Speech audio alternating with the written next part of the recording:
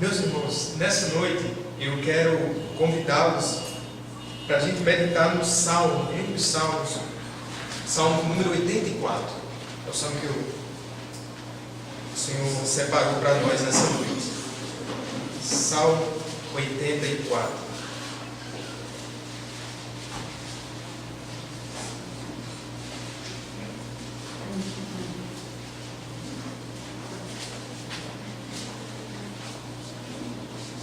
Antes de lermos, tem outros irmãos, pelo menos mais um irmão daqui que eu conheço, o irmão Carlinhos.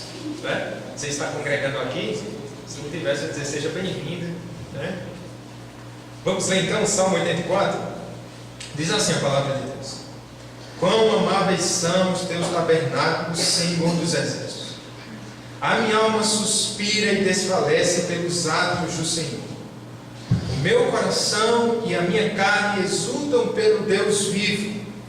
O pardal encontrou casa, e a andorinha ninho para si, onde acolhe os seus filhotes. Eu, os teus altares, Senhor dos exércitos, Rei meu e Deus meu. Bem-aventurados os que habitam em tua casa, louvam-te perpetuamente. Bem-aventurado o homem cuja força está em ti, em cujo coração se encontram os caminhos aplanados, o qual, passando pelo vale árido, faz dele um manancial. De bênçãos o cobre a primeira chuva. Vão indo de força em força. Cada um deles aparece diante de Deus em Sião. Senhor, Deus dos exércitos, escuta minha oração. Presta ouvidos, ó Deus de Jacó. Olha, ó Deus, escudo nosso, e contempla o rosto do teu ungido. Pois um dia nos teus atos vale mais que mil.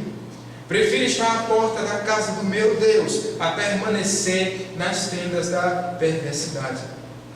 Porque o Senhor, Deus, é sol e escudo. O Senhor dá graça e glória. Nenhum bem sonega aos que andam retamente.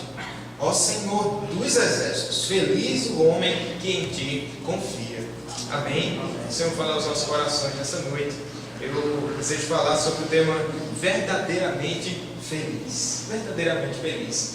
Observando agora esse Salmo número 84. Tem um linguista muito famoso da nossa época, chamado Noam Chomsky. Ele fala sobre felicidade. Ele diz o seguinte, que o principal elemento da comunicação do homem de hoje é o hedonismo, a busca pela felicidade individual. Chomsky tem razão em parte. Por exemplo, se a gente observar alguns dos nossos comerciais, vamos pegar aqui uma Coca-Cola. Coca-Cola tem algumas campanhas. Por exemplo, abra a felicidade. Imagem do raio, né? Coca-Cola. Felicidade retornável. Ou faça alguém feliz. Se a gente vai para a literatura e a gente vasculha alguns livros, a gente vai observar que alguns temas ali bem convenientes para esse tema. A gente vai encontrar livros do tipo A Ciência da Felicidade, A Arte da Felicidade e até a Geografia da Felicidade. Mas veja bem, esse é um tema abundante na Escritura Sagrada. Esse é um tema que brota de Gênesis e Apocalipse. Nós ouvimos falar, Deus se importa em falar sobre felicidade, porque Ele é o ser de onde brota e surge toda a felicidade. E o mundo, ele pega esse termo e dá uma conotação diferente, falsifica o termo felicidade. Mas a verdadeira felicidade a gente encontra na Escritura Sagrada.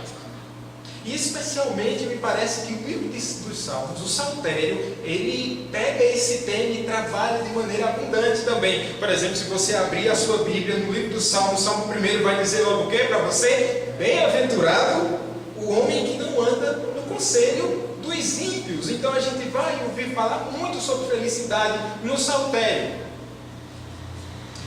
Tem um autor chamado Mark Furtado que ele diz assim, que é o manual de instruções da vida verdadeiramente feliz, é o Saltério. A gente lê um texto que está no Salmo 84, e o livro dos Salmos ele é dividido em 5 compêndios, digamos assim, em 5 grandes volumes, e o Salmo 84 está localizado no 3º volume do Saltério, que contempla do Salmo 73 ao Salmo de número 89. E observe que em todos esses 16 cânticos, a palavra bem-aventurado, que é o termo que a Bíblia vai utilizar para falar sobre felicidade, falando que verdadeiramente feliz, biblicamente olhando e observando o 2º Salmo, é aquele homem que é abençoado por Deus. que anda segundo o conselho do Senhor. Isso a gente já vem trazer essa ideia desde o Salmo 1. Então no Salmo, no livro 3, lembra, do 73 ao 89, a gente vai encontrar essa palavra bem-aventurado 4 vezes. Dessas 4 vezes, 3 dessas referências a gente encontra justamente aqui no Salmo de número 84. E a outra única somente lá no Salmo 89, que vai fechar esse livro 3. Então a gente observa, tem alguma coisa especial nesse cântico, Salmo 84. Vai falar sobre felicidade. E é importante a gente atentar. O Salmo 84, dentro desse livro 3, tem um tema especial, como cada um dos livros dos Salmos. E esse livro tem um tema devastação. Olha, devastação. Fala sobre felicidade em tempos de devastação. Que devastação é essa? Isso é uma nomenclatura de um teólogo chamado Palmer Robertson. Devastação. Era um tempo em que a nação de Israel estava vivendo um declínio espiritual, um declínio político, um declínio moral também. E eles estavam vendo que os inimigos internacionais estavam em volta, ao redor de Israel, querendo tragar aquela nação. Aí a gente fala sobre felicidade dentro desse contexto. Mas justamente o Salmo 84 quer nos ensinar, nos dar uma perspectiva mais otimista, mesmo em meio à devastação. E não é assim, irmãos, na nossa vida, nos cenários mais tenebrosos, nos momentos mais difíceis, nos piores capítulos da nossa existência, nós podemos falar sobre felicidade, mesmo em meio ao caos, mesmo em meio à devastação. É por isso que eu quero trabalhar, pensar com vocês nessa noite sobre a verdadeira felicidade. Vamos olhar esse salmo, esse precioso, belo salmo que o Senhor separou para nós nessa noite.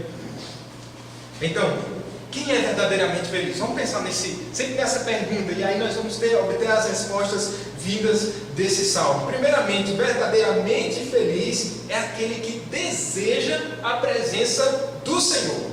Verdadeiramente feliz é aquele que deseja a presença do Senhor. Tem um teólogo bastante famoso, viveu há séculos atrás, chamado Agostinho de Hipona. Ele escreveu algo interessante, tem algumas frases dele que são célebres. Uma delas é assim: fizeste-nos para ti, e inquieto está o nosso coração, e quando não, repousa em ti. O coração está inquieto. O homem sem Deus, ele tem esse buraco, esse vazio na alma, ele tem uma necessidade, e Agostinho aponta, como a Bíblia nos diz, essa felicidade só vai ser completada em Deus. Mas o próprio Agostinho também escreve algo posteriormente. Ele diz assim: aproveite, e agora eu tenho fome e sede de ti. Veja, duas perspectivas. Antes de Cristo, nossa alma desejava o Senhor Deus, mas ainda como tateado no escuro, a gente não sabia bem para que direção ir.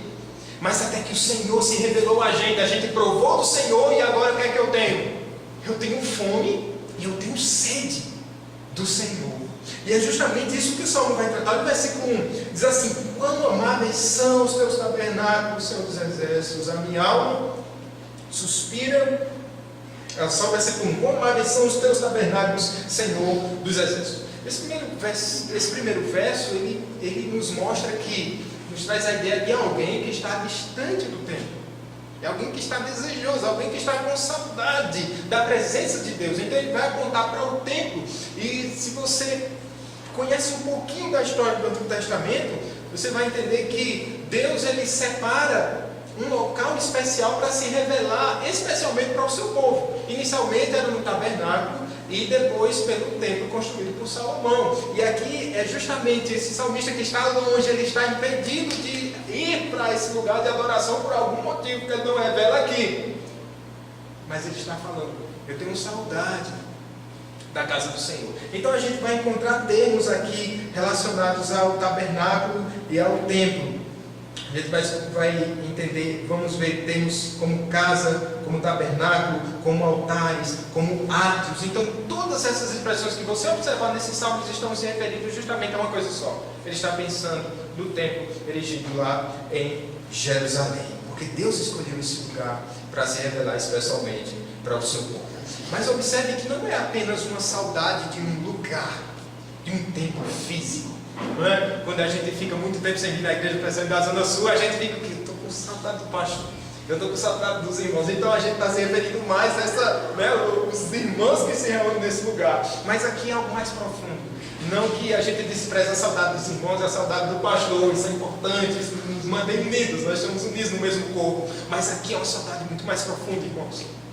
Está sentindo a saudade de cultuar e de adorar ao Deus de Israel.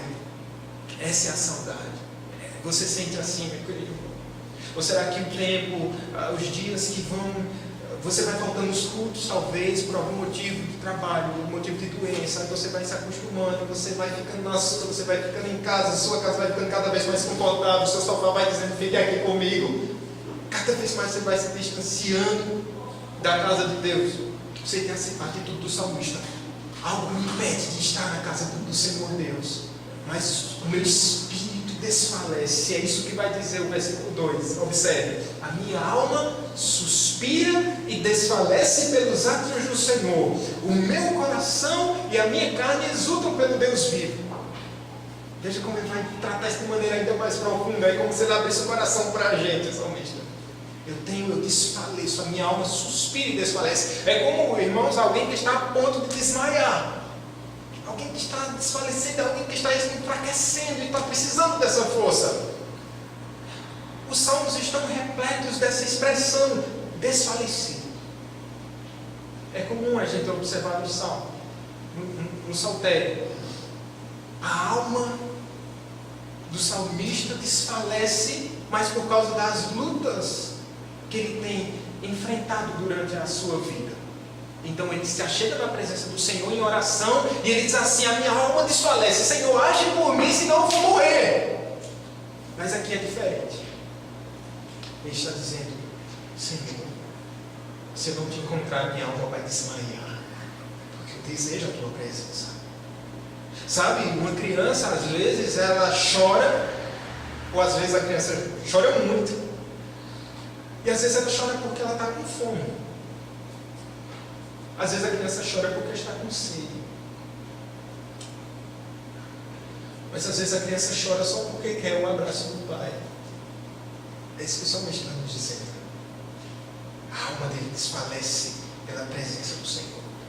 Não é nessa perspectiva moderna que diz assim: eu desejo Deus, mas eu desejo as bênçãos que Deus pode me dar. Não, ele não está falando sobre isso, ele está falando sobre saúde, ele está falando sobre vitória sobre os inimigos, ele não está falando sobre absolutamente nada disso. E olha que o povo de Israel estava passando por um período de devastação. Eles tinham muitos motivos, o salmista tinha muitos motivos para clamar a Deus: Senhor, intervém na nossa história, Senhor, faz um milagre em mim.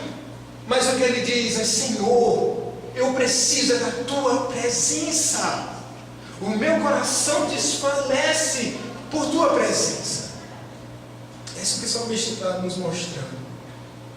A minha alma desfalece, o meu coração e a minha carne exultam pelo Deus vivo. Aí em seguida, olha o que o salmo diz, como é precioso. Diz assim: o pardal encontrou casa. Verso 7, né, irmãos? O pardal encontrou casa e andorinha, ninho para si, onde acolhe os seus filhotes. Eu, os teus altares, Senhor dos exércitos, Rei meu e Deus meu, bem-aventurados os que habitam em tua casa, porque eles te louvam perpetuamente. Aqui a gente percebe uma inveja, mas é uma santa inveja, a inveja que a gente pode ter. O livro 3 ele começa no Salmo 73. O Salmo 73 é o Salmo do Asaf, e aquele homem está com inveja, mas ele está com inveja dos ímpios. Ele está com inveja da prosperidade dos ímpios. Aqui é diferente. Embora Asaf se arrependa depois que entra nos atos do Senhor, aqui é diferente. O salmista está com inveja, sabe de quem? De quem? Dos passarinhos.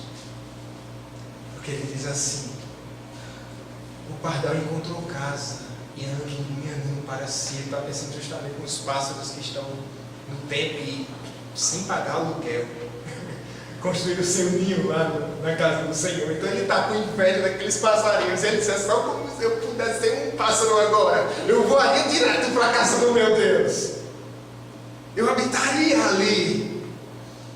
E ele diz: até o passarinho encontrou casa. Mas a inveja dele não termina apenas observando os pássaros, ele está invejando também aqueles que oficiam no templo. Ele está dizendo: bem-aventurados que habitam em tua casa. Ele está dizendo: felizes mesmo, não é apenas a gente. O povo de Israel, um todo, eles tinham datas pontuais que durante o ano eles peregrinavam para Jerusalém, para o templo.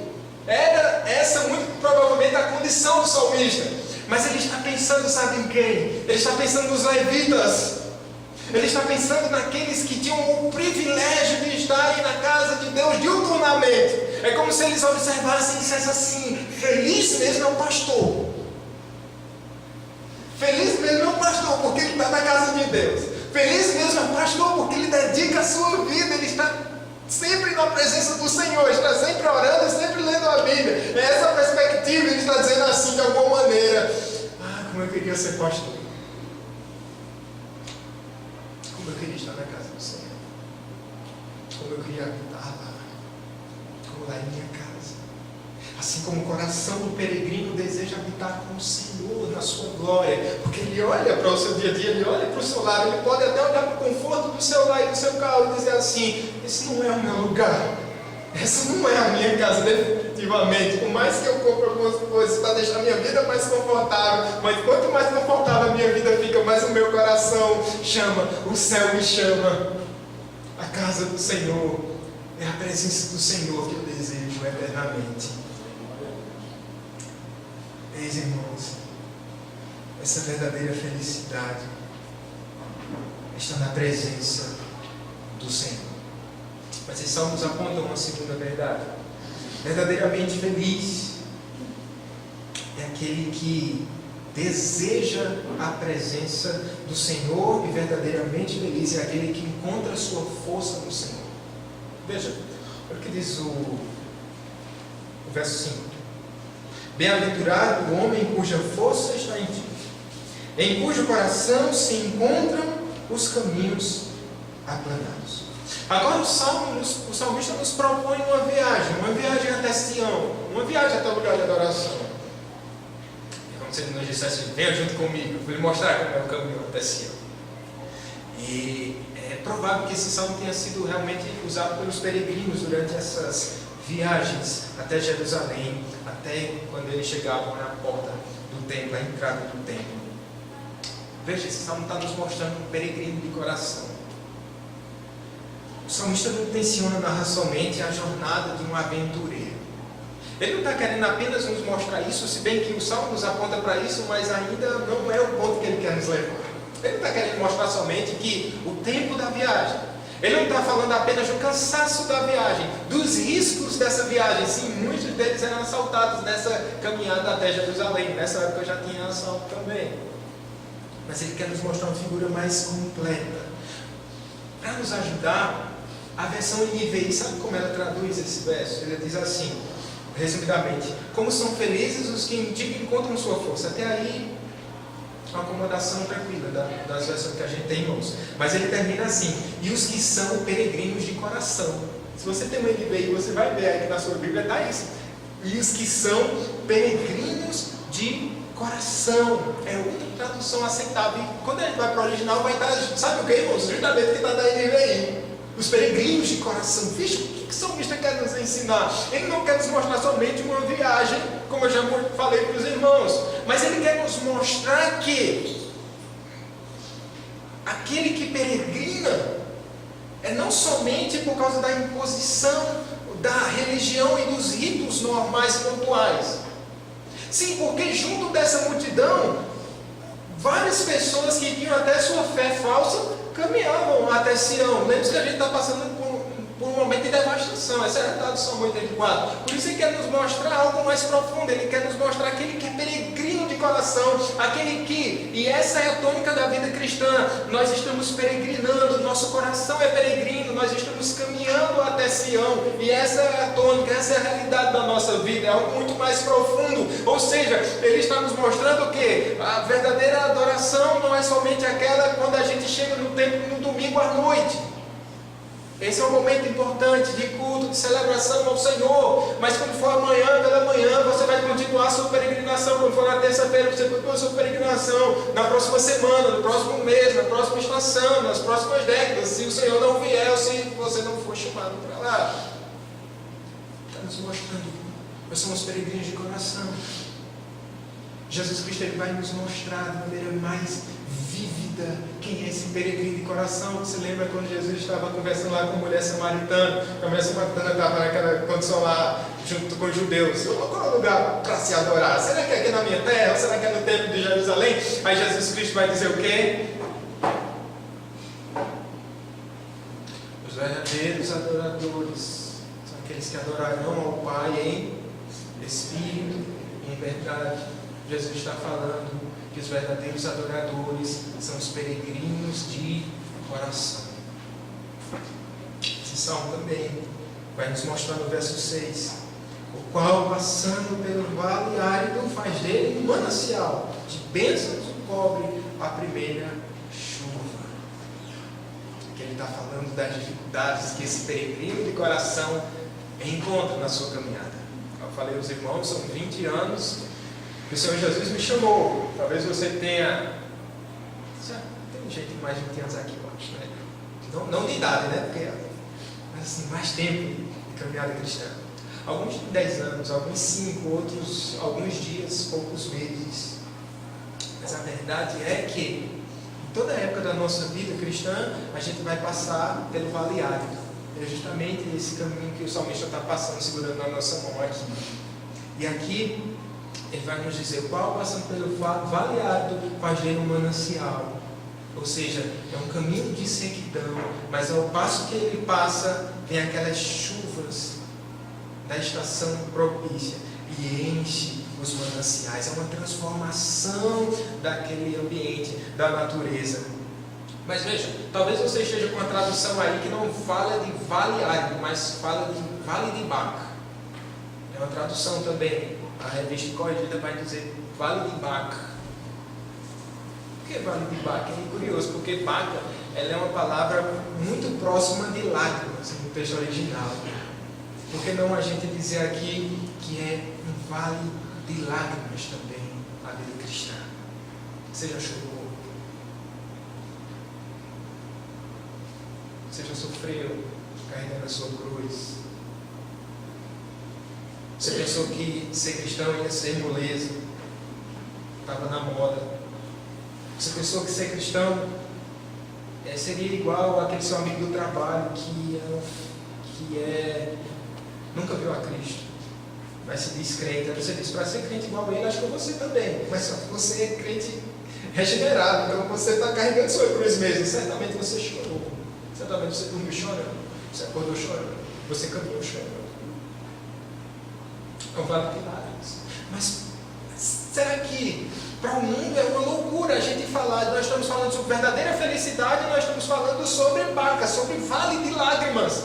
Parece paradoxal, parece que se contrasta essas duas ideias. Para um cristão, não. Para um crente, a gente consegue conviver tranquilamente, digamos assim, com essas duas imagens. Pode fazer sol e a chuva, elas dividem a mesma paisagem. O crente chora, mas ele é feliz. Porque a felicidade não é um estado, não é estar feliz, é um ser feliz. E aqui o salmista está dizendo, nessa caminhada, nós haveremos de passar pelo vale de Baca.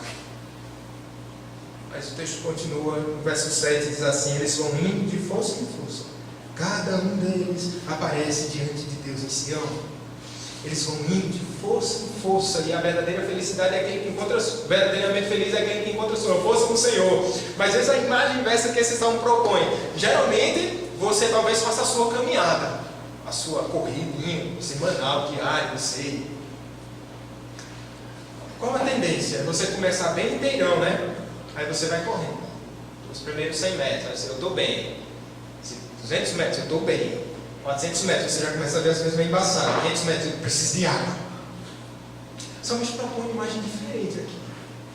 Ele está mostrando que aqueles que são verdadeiramente felizes, bem-aventurados, essas pessoas abençoadas por Deus, elas vão renovando, sendo renovadas à medida que vão caminhando. Se no percurso normal a gente vai caminhando e se cansando, aqui é o inverso. Aqueles que servem a Cristo, quanto mais eles caminham, mais eles são renovados de força em força. E essa é uma imagem muito próxima do que Isaías escreveu no livro capítulo 40, ele diz assim: o Senhor faz forte ao cansado e multiplica as forças ao que não tem nenhum vigor. Você já se sentiu assim, meu querido irmão? O Senhor dá força ao cansado, Ele multiplica as forças ao que não tem nenhum vigor. Talvez você esteja no final das suas férias, ou talvez você vai ainda entrar de férias, mas geralmente em janeiro o pessoal vai entrando de férias, não sei o que, vai voltando para a igreja, não vem. Olha, e às vezes a gente vai pensando, a gente tem esse leve engano de dizer assim: nas férias eu vou renovar as minhas forças. Mas eu vou dizer uma coisa para você, meu querido irmão: se a sua força não estiver no Senhor, você vai para as suas férias, você vai voltar mais cansado do que você foi. Porque quem renova a nossa força é o Senhor Deus. Ele que renova você, meu querido irmão, ao passo da caminhada, enquanto você vai caminhando, enquanto as dificuldades vêm, você vai se renovando força a força, de fé em fé, você vai caminhando. E o Salmo vai dizer para que cada um apareça diante de Deus em Sião. Observe, é cada um, ninguém vai ficar perdido. Ninguém vai ficar pelo caminho daqueles que são verdadeiramente felizes. Você vai, porque é o Senhor que está caminhando com você. Você persevera até o fim, porque Deus está preservando você. É isso que acontece. Porque você está de pé, não é por sua própria força, com certeza, mas é pela força do Senhor. Hoje o mundo vai dizer: você é feliz? Seja forte, encontre a força que está dentro de você. Quanto mais eu olho para dentro de mim, mais eu vejo a minha fraqueza, mais eu vejo a minha necessidade de Deus. E eu rastejo, mas o Senhor renova as minhas forças. E eu caminho de força em força. E eu caminho de fé em fé. Onde está a sua força, meu querido irmão? Se não no Deus dos exércitos, se não no Deus de Israel, se não no grande eu sou. Onde está a sua força? Me diga onde está a sua força. Em quem você tem depositado toda a sua força? Se você se chegar até Deus nessa noite, meu querido irmão, Deus vai fortalecer você. Deus vai fortalecer você em meio às suas enfermidades, ao seu desemprego, às suas lutas, às suas dores, aos problemas na família, aos seus problemas sentimentais. Deus vai fortalecer você, porque Ele é o Deus dos exércitos. Isso é ser verdadeiramente feliz. Mas o Salmo continua. Ele vai nos mostrar. Verdadeiramente feliz é aquele que deseja a presença do Senhor. Verdadeiramente feliz é aquele que encontra sua força no Senhor. Mas esse Salmo também vai concluir dizendo que verdadeiramente feliz é aquele que deposita sua confiança no Senhor. Primeiramente, essa confiança leva à oração. Tem uma oração aqui. Observem os versículos 8 e 9, por favor. Diz assim: Senhor Deus dos exércitos, escuta a minha oração. Preste ouvidos ao Deus de Jacó. Olha, ó Deus, escuta o nosso e contempla o rosto do teu ungido. Há uma oração aqui. Nesse tempo de devastação, agora o salmista sabe: eu preciso orar ao Senhor. E o curioso é porque a gente vai encontrar duas expressões aqui. Ele vai falar sobre o escudo nosso e ungido. Esses dois termos se referem ao rei de Israel, porque nós estamos dentro de uma época pactual. Deus, ele promete o favor, o seu favor, e a forma uma prova evidente desse favor é porque o rei, a bênção do Senhor cairia sobre o rei, e o rei estaria de pé. O trono de Israel ele não iria oscilar, mas teria alguém sentado sobre o trono de Israel. E todas as vezes que o povo visse um rei sentado sobre o trono, eles diriam: Deus está conosco. Mas essa imagem é mais profunda ainda. Por quê? Certamente era um tempo de declínio e de ameaça para o rei. Aí há uma promessa bendita que nós hoje podemos usufruir de maneira total e completa. Deus continuava fiel à sua aliança, mesmo que o rei de Israel viesse passar, mesmo que o trono de Israel viesse a ruir. E aquela sucessão monárquica que o Senhor Deus havia se referido lá, fazendo a sua promessa no Antigo Testamento, na verdade um dia não havia mais rei sentado sobre o trono de Israel, porque o Senhor Deus estava falando sobre aquele que o seu reinado não tem fim. Ele está falando sobre Jesus Cristo, o ungido de Deus. E agora, olha, o Senhor está dizendo, eu não oro pelo meu nome. E ele está dizendo, Senhor, não olha para mim, olha para o rei, olha para o teu ungido, lembra da tua promessa. Interessante, né? Porque quando Jesus nos ensina a orar, ele diz assim, peçam em meu nome. Peçam em meu nome. Aqui, meus queridos irmãos, o salmista ele vai mostrar em quem estava a sua confiança. No verso 10 ele vai dizer, pois um dia nos teus atos vale mais que mil. Prefiro estar à porta da casa do meu Deus a permanecer nas tendas da perversidade. Veja como ele vai contrastar aqui duas ideias. Ele está dizendo, é melhor estar um dia nos teus atos do que 1000 dias fora dos teus atos. Pois um dia nos teus atos vale mais que 1000. Prefiro estar à porta da casa do meu Deus. É interessante que quem compôs esse salmo aqui foram os filhos de Coré. E os filhos de Coré, justamente, eles tinham essa função no templo de serem porteiros. Esse verso nos mostra isso. Um dia nos teus atos vale mais que 1000. Ele está dizendo, nesse tempo em que a fé de muitos tem esfriado, nesse tempo de declínio espiritual, muitos têm batido as portas da perversidade, dos perversos, dizendo assim, eu encontro a felicidade aqui. Mas ele está nos mostrando, mas vale um dia nos atos do Senhor. Essa é a mesma ideia do Salmo 1. Essa mesma ideia que ele vai nos trazer. Esse Salmo 1, eu já li o versículo 1, vou ler novamente, para os irmãos rememorarem. Diz assim, bem-aventurado o homem que não anda no conselho dos ímpios, nem se detém no caminho dos pecadores, nem se assenta na roda dos escarnecedores. Ele está dizendo, feliz não é aquele que está com os ímpios, que ele senta com os ímpios, ele está na roda dos escarnecedores, mas aquele que está na presença do Deus Santo de Israel. Mas vale um dia nos teus atos. Sabe? Um dos sinais de que o nosso coração tem se esfriado é justamente quando nós acabamos por deixar os atos do Senhor.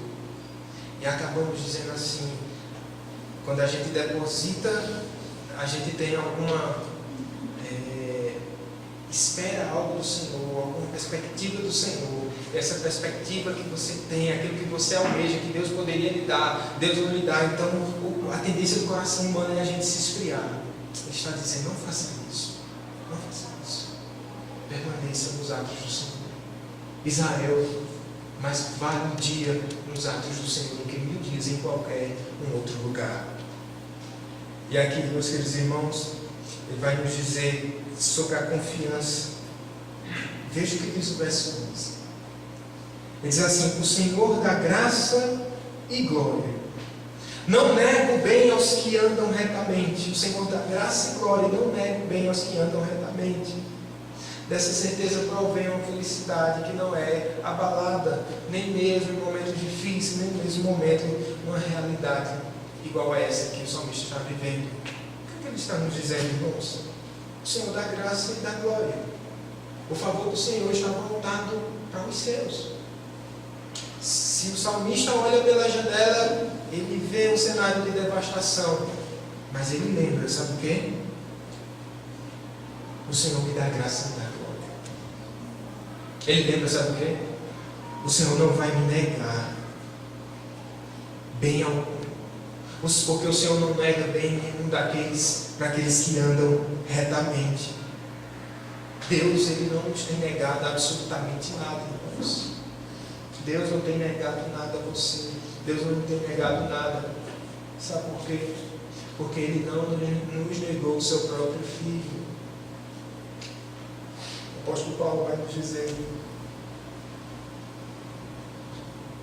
Romanos 8:32, aquele que não poupou o seu próprio Filho, antes por todos nós entregou, porventura não nos dará graciosamente com ele todas as coisas? Já pergunta o que o apóstolo Paulo está fazendo.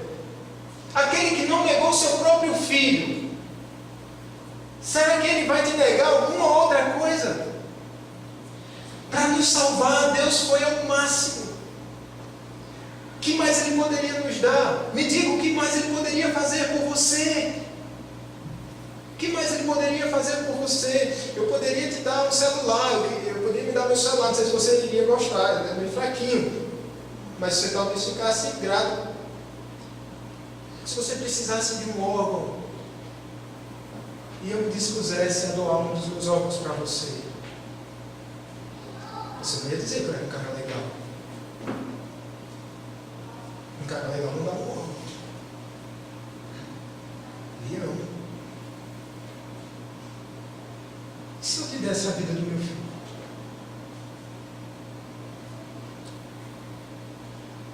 Deus vai te negar alguma coisa? Ele entregou o seu filho para a vergonha e dor, para o opróbrio, para ser um espetáculo para as nações. Ele entregou o seu próprio filho para morrer em nosso lugar. Será que Ele vai te negar algum outro bem? Será que Ele vai te negar alguma outra bênção? Será que você não pode agora calar o seu coração e dizer para o seu coração que duvida tanto das bênçãos do Senhor, dizer assim: o Senhor me deu o seu próprio filho, isso já me faz feliz, e essa ainda é a confiança ainda maior que eu tenho, que Ele vai cuidar de mim. Sua graça e o seu bem vão estar sempre diante de mim. É esse Deus que nos faz felizes, irmãos. E com essa confiança que o salmista encerra no verso 12. Ele diz assim: ó Senhor dos exércitos, feliz o homem que em ti confia. Que maravilha! Feliz o homem que em ti confia. Veja, meus irmãos, aqui a gente vê verdadeiramente feliz é aquele que deseja a presença do Senhor, aquele que encontra a sua força no Senhor e aquele que deposita a sua confiança no Senhor. Mas perceba que às vezes isso não é tão fácil para a gente oscila muito, né? A gente deseja a presença do Senhor nem tanto como deveríamos desejar. A gente encontra a nossa força no Senhor nem tanto enquanto nós deveríamos encontrar. A gente deposita a nossa confiança no Senhor nem tanto quanto nós deveríamos confiar no Senhor. É por isso que esse salmo nos aponta para o homem mais feliz desse mundo. Sabe quem foi o mais feliz desse mundo? Jesus Cristo. Ele foi o mais feliz dessa terra. Sabe por quê? Porque ninguém desejou mais a presença do Pai senão o Filho. Ninguém desejou mais a presença do Senhor senão Jesus Cristo. Ele desejava. Jesus vivia numa comunhão eterna na Trindade. Mas aí ele se separa para cumprir os propósitos do Pai. Ele veste essa roupa de carne e vem habitar até conosco. E ele vai dizer em João 17:24, ele diz assim: eu amo o Pai e faço o que Ele ordenou. Ele deseja a presença do Pai. A alma de Cristo verdadeiramente suspirava, ansiava pela presença do Pai. Você sabe qual foi o maior momento de dor para Jesus Cristo? Não foram os cravos de suas mãos, não foram os espinhos na sua cabeça, não foram as chicotadas que ele sofreu dos romanos. Não. A maior dor para Jesus Cristo foi separar-se da presença do Pai, porque ele verdadeiramente desejava a presença do Senhor, porque vivia em íntima comunhão com o Senhor Deus. Veja, foi Jesus que caminhou pelo vale de Baca, pelo vale de lágrimas. Sim. A Bíblia diz que ele sofreu todas as provações e tentações que alguém pode sofrer. Passou pelo vale de Baca, vale de lágrimas. Ele passou. E se hoje o nosso caminho para Sião está adornado, e se hoje no caminho para Sião, se a gente tem as nossas fontes cheias, é porque Jesus sofreu em nosso lugar. E se hoje o caminho para Sião está aplanado, é porque o rigoroso inverno da ira de Deus caiu sobre Jesus Cristo. E Ele agora pavimenta o seu caminho para o céu. Jesus fez isso. Esse salmo nos mostra que Jesus Cristo foi o homem mais feliz dessa terra, porque ele confiou em Deus, mesmo em face da morte. Ele sabia que seria morto. Mas mesmo assim, ele confiava no Senhor Deus, que mesmo após a morte, ele ressurgiria dentre os mortos. Isso é confiar no Senhor Deus. Jesus Cristo agora ele é o homem mais feliz dessa terra, porque ele confia no Senhor Deus, que é sol e escudo. E agora, meus queridos irmãos, nós podemos olhar para Jesus Cristo, esse homem mais feliz da terra, e tudo que ele sofreu e pagou foi para que hoje nós fôssemos os homens mais felizes dessa terra. Eis aqui a verdadeira felicidade. Você é verdadeiramente feliz, meu querido irmão? Diga para o seu coração nessa noite: você é verdadeiramente feliz? Ou você tem sempre estado nessa condição: eu vou estar feliz se, ou de acordo com, eu vou estar feliz se as coisas forem favoráveis para mim esse ano. Eu vou estar feliz se eu estiver empregado. Eu vou estar feliz se finalmente eu conseguir comprar a minha casa. Eu vou estar feliz se finalmente eu conseguir o meu casamento. Eu vou estar feliz se eu conseguir esse ano o meu diploma do mestrado, do doutorado, seja lá o quê. Eu vou estar feliz se eu fizer aquela cirurgia estética. Eu vou estar feliz comigo mesmo. É isso felicidade para você?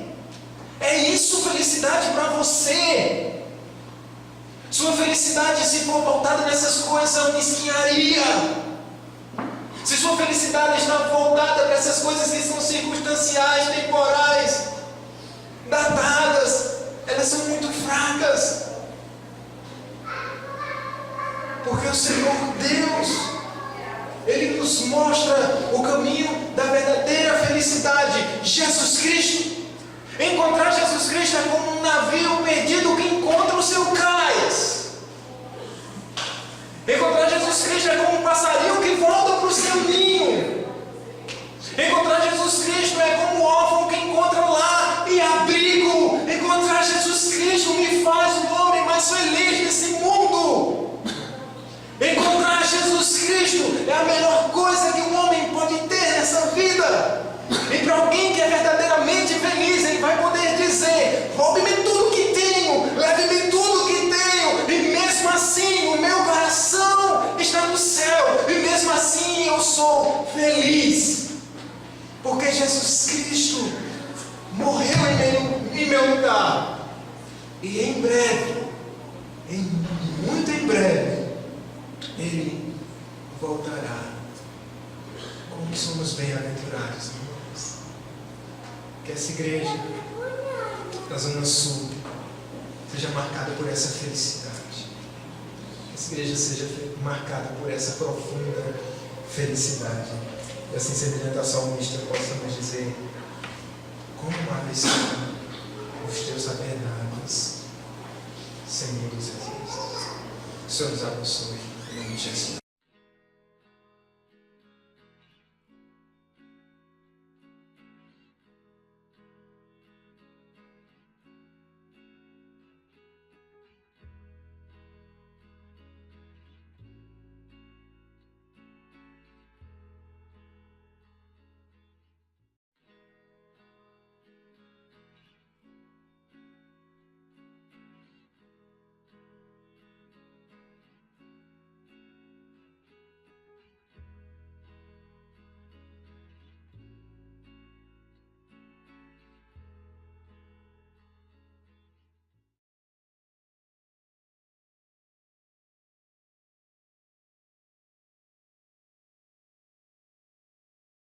Meus irmãos, nessa noite eu quero convidá-los para a gente meditar no Salmo, um dos Salmos, Salmo número 84.